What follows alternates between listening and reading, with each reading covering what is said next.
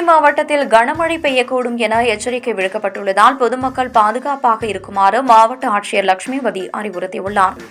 திருச்செந்தூர் ஆதித்தனார் கல்லூரி முன்னாள் மாணவர்கள் சங்கம் சார்பில் 350 குடும்பங்களுக்கு வெள்ள நிவாரண உதவிகள் வழங்கப்பட்டன. எந்த உயரத்தில் இருந்தாலும் தான் சாமானிய மனிதன் என்பதை எந்த காலகட்டத்திலும் மறந்திடாத மாமனிதர் நடிகர் விஜயகாந்த் மறைவிற்கு தூத்துக்குடியில் கனிமொழி எம்பி இரங்கல் தெரிவித்துள்ளார். தூத்துக்குடி மாவட்டத்தில் கனமழை பெய்யக்கூடும் என எச்சரிக்கை விடுக்கப்பட்டுள்ளதால் பொதுமக்கள் பாதுகாப்பாக இருக்குமாறு மாவட்ட ஆட்சியர் லட்சுமிபதி அறிவுறுத்தியுள்ளார். தூத்துக்குடி மாவட்டத்தில் டிசம்பர் 30, 31 ஆகிய 2 நாட்களுக்கும் கனமழை பெய்யக்கூடும் என வானிலை ஆய்வு மையம் அறிவித்துள்ளது. மாவட்டத்தில் கடந்த வாரம் பெய்த அதீத கனமழை காரணமாக தாமிரபரணி ஆறு மற்றும் நீர்நிலைகளில் அதிக நீர் உள்ளதால் தாழ்வான பகுதிகளில் வசிக்கும் பொதுமக்கள் பாதுகாப்பாக இருக்க வேண்டும். நீர்நிலைகளுக்கு செல்லக்கூடாது. கால்நடைகள் நீர்நிலைகளில் இறங்காதவாறு பார்த்துக் வேண்டும்.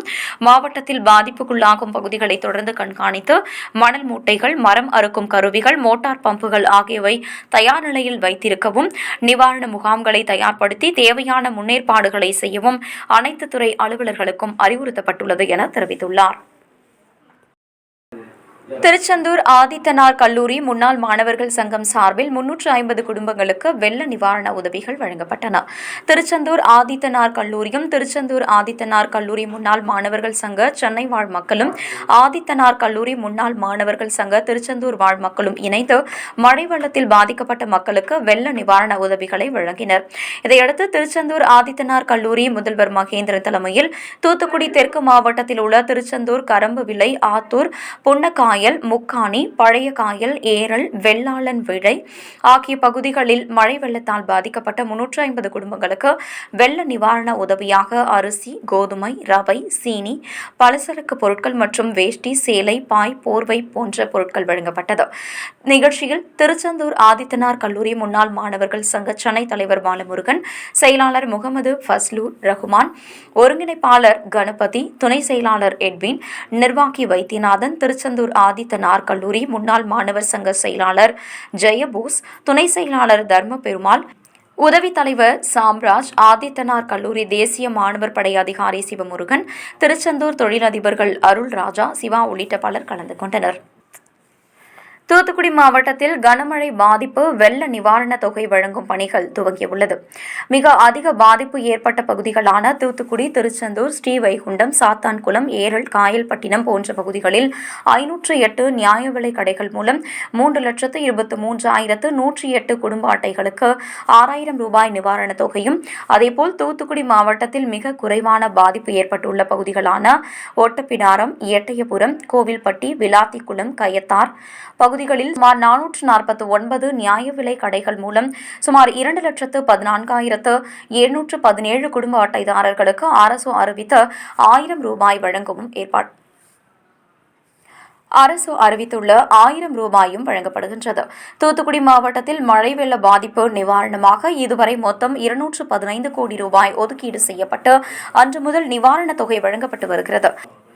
இந்த நிவாரணத் தொகை வழங்கும் பணிகளை தூத்துக்குடி டூவிபுரம் பகுதியில் உள்ள நியாய விலை கடையில் வைத்து திமுக நாடாளுமன்ற உறுப்பினர் கனிமொழி எம்பி தொடங்கி வைத்தார்.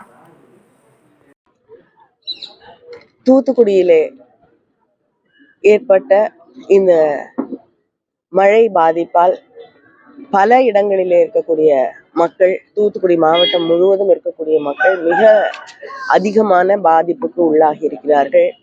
பலர் வீடு இழக்கக்கூடிய ஒரு சூழல், வீட்டில் இருக்கக்கூடிய பொருட்களை இழந்திருக்கிறார்கள். அது மட்டும் இல்லாமல் ஆடு, மாடு, அவர்கள் வளர்க்கக்கூடிய கோழிகள், விவசாய நிலம், சிறு தொழில்கள் செய்து கொண்டிருக்கக்கூடியவர்கள் பாதிக்க அடைந்திருக்கிறார்கள்.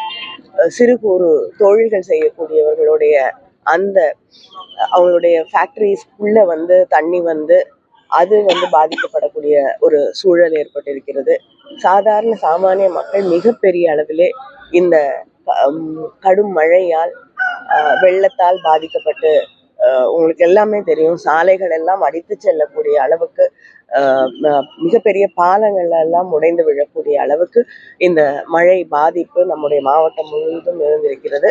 முதல் கட்டமாக நம்முடைய தமிழக முதலமைச்சர் அவர்கள் வெள்ளத்தால் பாதிக்கப்பட்ட இருக்கக்கூடிய மக்களுக்கு நம்ம தூத்துக்குடி மாவட்டத்துல கிட்டத்தட்ட 3,23,000 பேருக்கு 6,000 ரூபாயும் 5 கிலோ அரிசியும் இன்னைக்கு பல பகுதிகளில், தூத்துக்குடி மாவட்டத்தின் பல பகுதிகளில் மிக அதிகமாக பாதிக்கப்பட்டிருக்கக்கூடிய பகுதிகளில் இருக்கக்கூடிய மக்களுக்கு 6,000 ரூபாய் வழங்க உத்தரவிட்டிருக்கிறார்கள். மற்ற இடங்களில் இருக்கக்கூடிய மக்களுக்கு 2,14,000 பேருக்கு 1,000 ரூபாய் வழங்க உத்தரவிட்டிருக்கிறார்கள்.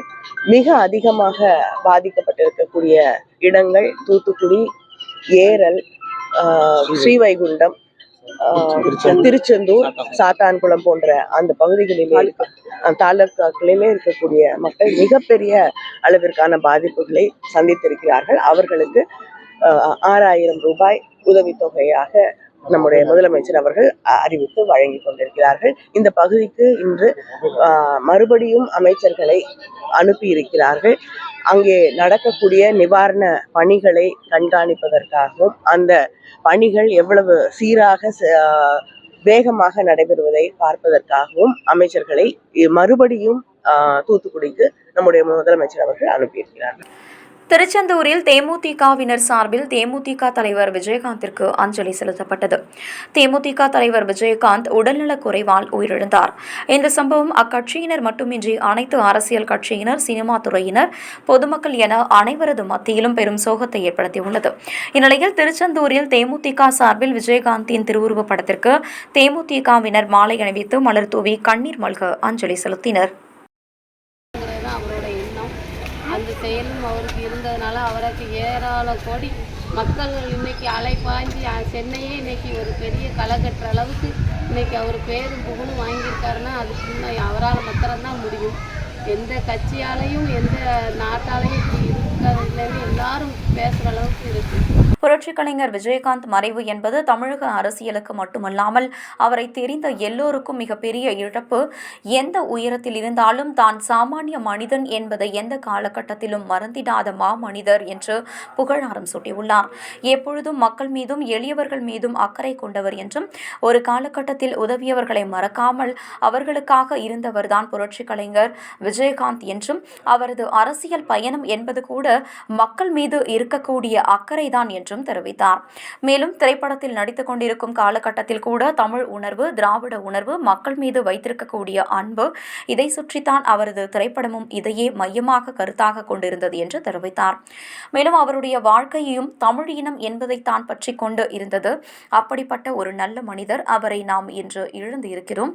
அவரோடு பழகக்கூடிய வாய்ப்பு எங்கள் குடும்பத்தாரோடு பல சந்தர்ப்பங்களில் இருந்திருக்கிறது என்று தெரிவித்தார். தலைவர் மீதும் எனது தாயார் மீதும் பற்று வைத்திருக்கக்கூடிய நல்ல மனிதர் அவர் என்றும், அவரது இழப்பு என்பது அவரை தெரிந்தவர்கள் அனைவருக்கும் வேதனையாகத்தான் இருக்கும் என்றும் தெரிவித்துள்ளார்.